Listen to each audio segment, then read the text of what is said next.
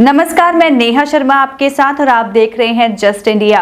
खबरों के प्रायोजक हैं रंज care showroom in Rohtak and Bahadurgarh. Showroom पर आएं, टेस्ट ड्राइव लें और गाड़ी बुक कराएं। WHO की आपत्ति के बाद गांबिया में कफ सिरप पीने से 66 बच्चों की मौत के मामले में जांच पूरी हो गई है। खाद्य एवं औषधि प्रशासन हरियाणा और केंद्रीय औषधि मानक नियंत्रण संगठन नॉर्थ जोन गाजियाबाद की टीम को कई खामियां मिली है। सोनीपत में मेड इन फार्मास्यूटिकल्स की जांच में कंपनी के कई अकाउंट में कमियां मिली हैं। इनमें बैच नंबर तक नहीं दिया गया है। साथ ही दवाइयों के मैन्युफैक्चरर नेम, मैन्युफैक्चरिंग डेट और प्रोपिलीन ग्लाइकोन की गुणवत्ता डिटेल भी नहीं मिली। कफ सिरप के संबंध में की गई जांच में मिला है कि कंपनी ने डायथिलीन ग्लाइकॉल और एथिलीन ग्लाइकॉल के लिए प्रोपिलीन ग्लाइकोल की क्वालिटी टेस्टिंग नहीं की है। प्रोपिलीन ग्लाइकोल का उपयोग दवा की दवाओं जैसे सिरप में सॉल्वेंट के रूप में किया जाता है। यदि डायथिलीन ग्लाइकॉल और एथिलीन ग्लाइकॉल से दूषित हो तो कफ सिरप पीने वाले व्यक्ति की मौत तक हो सकती है। कुरुक्षेत्र में कार्यकर्ताओं की जन समस्याएं सुनने जजपा प्रधान महासचिव दिग्विजय चौटाला व राज्य मंत्री अनूप धानक पहुंचे। लोगों से बातचीत में दिग्विजय चौटाला ने कहा कि पार्टी की पहचान लोगों के बीच में रहने से होती है। उन्होंने कहा कि नई पार्टी होने के बावजूद 19% वोट मिले और जनता ने 10 सीटें दी। समय आने पर वोट प्रतिशत सीटें जन सहयोग से बढ़ेंगे। आदमपुर उपचुनाव बारे जजपा नेता दिग्विजय सिंह चौटाला का तंज, जब भाजपा का केंद्रीय नेतृत्व, प्रदेश भाजपा और हम भी चाहते हैं कि यह सरकार 5 साल चले। ऐसे में आदमपुर उपचुनाव के उम्मीदवार को भी कुछ सोचना होगा। वहीं उन्होंने आदमपुर में पोस्टर और बैनर से जेजेपी पार्टी और नेताओं के गायब होने पर हैरानी जताई है। आदमपुर में चुनाव है, उसको लेकर के कल पार्लियामेंट्री बोर्ड की मीटिंग डॉक्टर अजय सिंह चौटाला जी ने दिल्ली में बुलाई है और उसी में फैसला होगा कि आगे पार्टी का क्या होगा। पोस्टर से तस्वीरें गायब है, जेजेपी का नाम तो गायब है। आदमपुर में क्या होगा? हाँ, ये कुछ हैरानी की बातें हैं कि जब देश के बड़े नेता दुष्यंत जी को साथ लेकर के चलने की और गठबंधन को मजबूती से चलाने की बात कर रहे हों, हरियाणा की बीजेपी के लोग सब चाह रहे हों और जेजेपी के हरियाणा टूरिज्म विभाग के 3 दिवसीय हिसार उत्सव के दौरान फ्लैमिंगो क्लब में शरारती तत्वों ने हुड़दंग किया। यहां पंजाबी सिंगर काका का कार्यक्रम चल रहा था। कार्यक्रम के बीच में हुड़दंग के दौरान शरारती तत्व वीआईपी गैलरी में आ गए। वहां बोतलें फेंकनी शुरू कर दी। पुलिस कर्मचारियों की संख्या कम होने के कारण भीड़ बेकाबू हो गई। ऐसे में आयोजकों को पंजाबी सिंगर काका का कार्यक्रम निर्धारित समय से पहले ही बंद करना पड़ा। हिसार उत्सव का रविवार को अंतिम दिन था। रात करीब 8 बजे करीब पंजाबी सिंगर काका ने गाना शुरू किया। शुरू में तो कुछ समय कार्यक्रम ठीक ठाक चला, परंतु जैसे तैसे रात होती गई और कार्यक्रम आगे बढ़ा तो फ्लैमिंगो क्लब के हाल में युवाओं ने हुड़दंग मचाना शुरू कर दिया। ये मंजर दर्दनाक है। हादसा सुनकर ही रूह कांप सकती है, क्योंकि 7 नन्ही जान इस गहरे तालाब में डूब जो गई हैं। आप माँ बाप के विलाप से इस बात का अंदाजा लगा सकते हैं कि जो लोग इन तस्वीरों को देख रहे होंगे वो कितने मजबूर होंगे।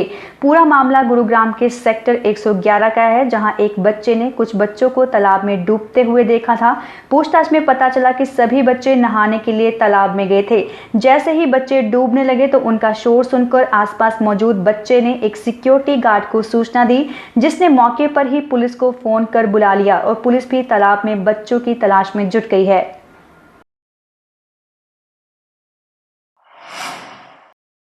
हरियाणा के कैथल जिले के कलायत क्षेत्र में कल दोपहर से लापता हुई 7 साल की बच्ची का अधजला शव रविवार को गांव से लगे जंगल में बरामद किया गया है। पुलिस जांच में सामने आया है कि बच्ची से दुष्कर्म के बाद हत्या की गई है।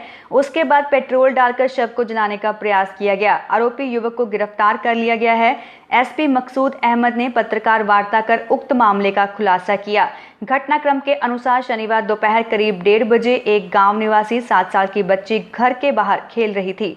तभी पड़ोसी युवक पवन उसे बहला फुसलाकर जंगल की ओर ले गया, जहां उसने बच्ची से दुष्कर्म किया और शोर मचाने पर गला दबाकर हत्या कर दी। उसके बाद आरोपी पेट्रोल लेकर फिर घटनास्थल पर पहुंचा और शव को आग के हवाले कर दिया।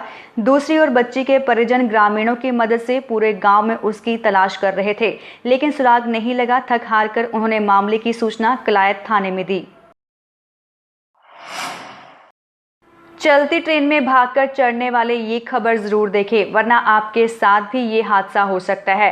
मामला करनाल का है, जहां पानीपत की रहने वाली महिला अपने परिजनों के साथ दिल्ली सामान खरीदने जा रही थी। इसी दौरान जब वो करनाल रेलवे स्टेशन पर ट्रेन पकड़ने पहुंची तो देखा कि ट्रेन धीरे धीरे चलने लगी है। महिला ने बिना सोचे समझे उसमें चढ़ने की कोशिश की। शरीर भारी था और ट्रेन की स्पीड की वजह से उसका पैर फिसल गया, जिससे वो नीचे गिर गई। इस दौरान एक बार तो ट्रेन चालक ने गाड़ी को ब्रेक लगा दी, मगर महिला को बाहर निकाल पाते इससे पहले ही दोबारा ट्रेन चलने लगी, जिससे महिला घायल हो गई। हरियाणा के हिसार जिले में होटल मालिक ने लेडी मैनेजर के साथ रेप कर डाला। यही नहीं, उसे अपने 2 दोस्तों के आगे भी परोस दिया। महिला के साथ गैंग रेप के अलावा अप्राकृतिक यौन संबंध भी बनाए गए। पूरी वारदात उस वक्त हुई जब मैनेजर का पति होटल से घर गया था। पुलिस ने होटल मालिक और उसके 2 दोस्तों के खिलाफ दुष्कर्म और अप्राकृतिक संबंधों का केस दर्ज कर लिया है, जिसके बाद होटल मालिक की तलाश की जा रही है। पुलिस को दी शिकायत में महिला ने बताया कि हिसार के बाईपास के पास एक होटल में पति के साथ मैनेजर की जॉब करती थी और उसी होटल में रहती थी। करीब 20 दिन पहले पति खेतीबाड़ी के काम से गांव गए हुए थे। होटल मालिक इसी दौरान शाम को अपने दोस्तों के साथ आता है और किसी बहाने से उसको बुलाता है। वारदात के दिन भी उसे बुलाया गया। उस वक्त एक और युवक और युवती भी वहां पर मौजूद थे। होटल मालिक ने उसको गिलास में कुछ पीने का तरल पदार्थ दिया, जिसके पीने के बाद वह बेहोश हो गई। उसके बाद वे उस कमरे में गए और तीनों ने मिलकर जबरदस्ती वो अप्राकृतिक संबंध बनाए।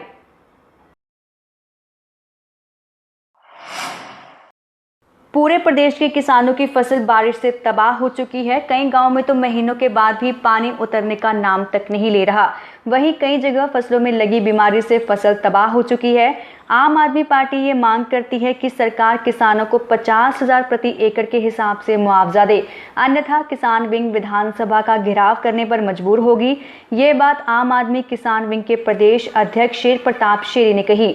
वे प्रदेश स्तरीय किसान मजदूर और गांव जोड़ो यात्रा के समापन अवसर पर रविवार को गढ़ी सांपला स्थित चौधरी छोटूराम स्मारक में यात्रा समापन पर जनसभा को संबोधित कर रहे थे।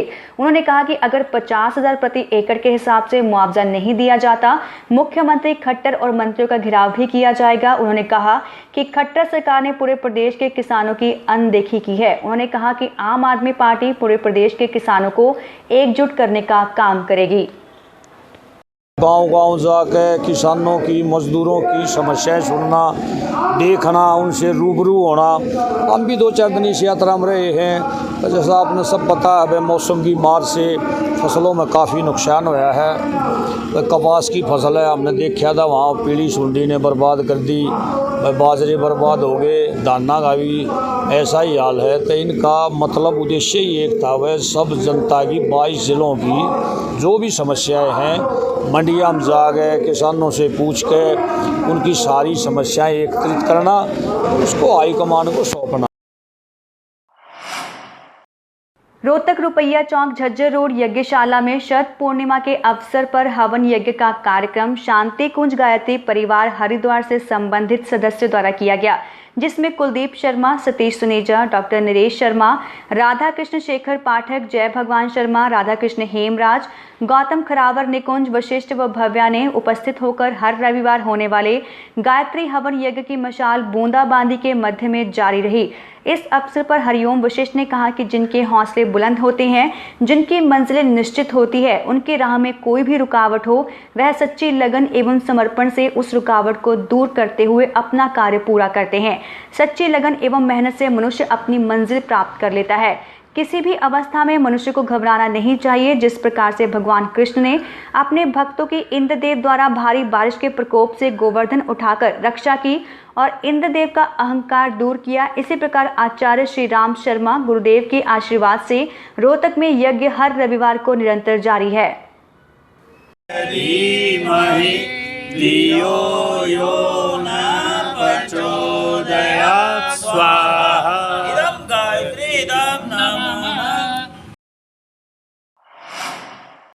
दशहरे के दिन हुए ब्लाइंड मर्डर की गुत्थी थाना शहर पुलिस ने सुलझा ली है। दोस्त ही निकला दोस्त का कातिल।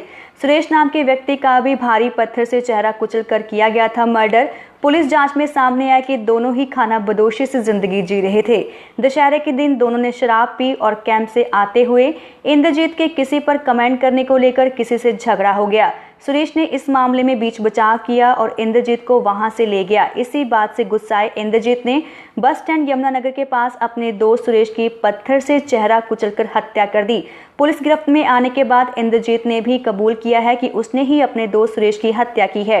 पुलिस ने इंद्रजीत को गिरफ्तार कर उसे न्यायिक हिरासत में भेज दिया है। डीएसपी हेडक्वार्टर कमलजीत सिंह ने प्रेस कॉन्फ्रेंस कर मामले की जानकारी दी। हालत में तो ऑलरेडी थे ही, जो इन्होंने फिर ये वहाँ लेट गया जब मृतक था थोड़ा, तो इनकी वहाँ पर किसी बात से बहस हो गई, तो उसने इसको गाली निकाल दी मृतक ने, तो इसको गुस्सा आ गया तो इसने पत्थर उठा के उसके मार दिया। वहीं पास में पड़ा था, बड़ा सारा पत्थर था, तो उठाया उसके मुंह पे, इसने 2 बार मारा, तो इससे ये फिर वहाँ से निकल। खबरों में फिलहाल इतना ही। देखते रहिए जस्ट इंडिया। नमस्कार।